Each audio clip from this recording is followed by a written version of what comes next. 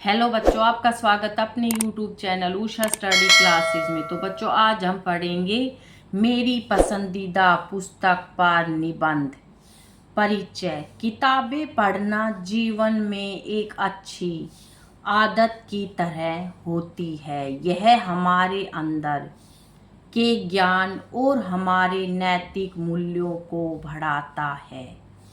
जीवन में हर किसी को किताब पढ़ने की अच्छी आदत को अपनाना चाहिए। किताबें हमारे जीवन में एक सच्चे साथी की तरह होती है। ये सभी पुस्तकें ज्ञान का भंडार होती है और पढ़ने की एक अच्छी आदत को अपनाकर हम अपने जीवन में ज्ञान को अर्जित कर सकते हैं। अपने जीवन में मैंने कई किताबें पढ़ी है। मुझे उपन्यास और कहानियों की किताबें पढ़ने का बहुत शौक है। मुझे रामायण की किताब बहुत पसंद है। यह हिंदुओं के लिए एक पवित्र पुस्तक के रूप में जानी जाती है। रामायण की कहानी महान महाकाव्य रामायण भगवान राम के जीवन चरित्र को दर्शाती है। राम अयोध्या नरेश दशरथ के पुत्र थे। राजा दशरथ की 3 रानियां थी और राम लक्ष्मण भरत और शत्रुघ्न 4 पुत्र थे। इन चारों भाइयों में आपस में बहुत प्रेम था। चारों भाई अपनी शिक्षा हासिल करने के लिए अयोध्या से बाहर गए और अपनी शिक्षा पूरी की। फिर वे अयोध्या वापस आए। सभी का एक साथ ही विवाह संपन्न हुआ। राम का विवाह सीता के साथ हुआ। भगवान राम अपने पिता दशरथ द्वारा माता कैकेयी के दिए वचन का पालन करने के लिए 14 वर्षों के लिए वनवास जाना पड़ा।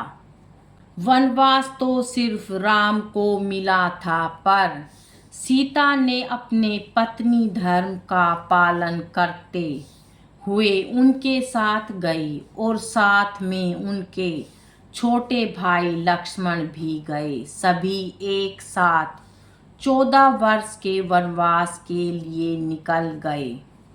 वनवास के दौरान 13 वर्ष का समय शांतिपूर्वक बीत गया, पर 14वें वर्ष के दौरान राक्षस राजा रावण ने सीता का हरण कर लिया। रावण सीता का छल से अपहरण करके लंका ले गया। तब राम ने रावण से युद्ध कर सीता को उनके चंगुल से मुक्त कराया और अपने साथ अयोध्या ले आए। राम सीता और लक्ष्मण के साथ अयोध्या वापस लौटने के बाद राम को अयोध्या का राजा घोषित किया गया।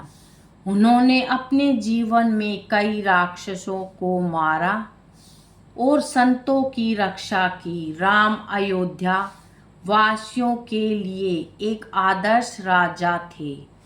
अपनी प्रजा के मन की बातों को जानने के लिए वो अक्सर भेष बदलकर प्रजा के बीच जाते थे और बाद में उनकी समस्या का समाधान करते थे। रामायण के पात्रों से मिली सीख। वैसे तो रामायण के मुख्य रूप से कई पात्र हैं जिनसे हमें सीख लेने की आवश्यकता है। उनमें से कुछ मुख्य पात्र हमारे जीवन में बहुत गहरा असर छोड़ते हैं।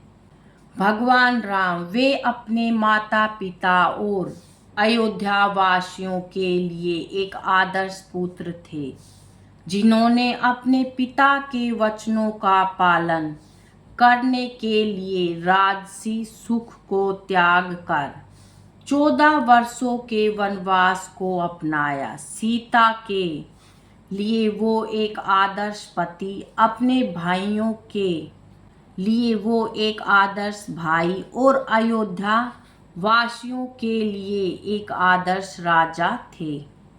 सीता का विवाह भगवान राम के साथ हुआ था और वह एक आदर्श पत्नी थी। राम को वनवास मिलने पर अपने पत्नी धर्म का पालन करने के लिए वो राम के साथ गई। उन्होंने कहा था कि पति को निर्वासन मिलने के बाद वो राजसी सुख कैसे भोग सकती है। अपने पत्नी धर्म और वचनों का पालन करते हुए वो सदा ही राम के साथ रही।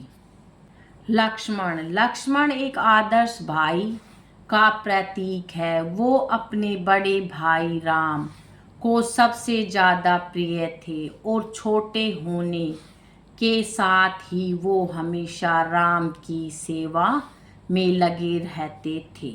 भरत एक आदर्श भाई का प्रतिरूप है। राम को 14 वर्ष के वनवास और माता कैकेयी के वचनों के अनुसार भरत को राजा बनाया गया था, पर वो कभी भी राजगद्दी पर नहीं बैठे। सिंहासन पर उन्होंने राम की खड़ाऊ रखी थी और खुद एक झोपड़ी बनाकर उसमें एक वनवासी जैसा जीवन व्यतीत करते थे। ऐसे कई उदाहरण है जिससे उनके आदर्श भाई और बड़े भाई के सम्मान का प्रतीक उनमें देखने को मिलता है।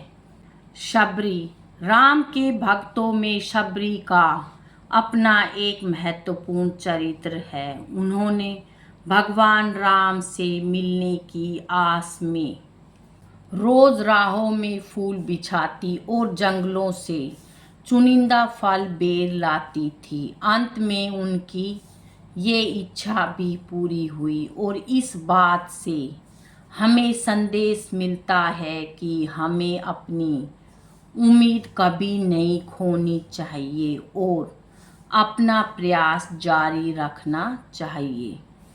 रामायण के सभी पात्र का अपना एक महत्वपूर्ण स्थान है। जैसे हनुमान राम के सबसे बड़े भक्त थे।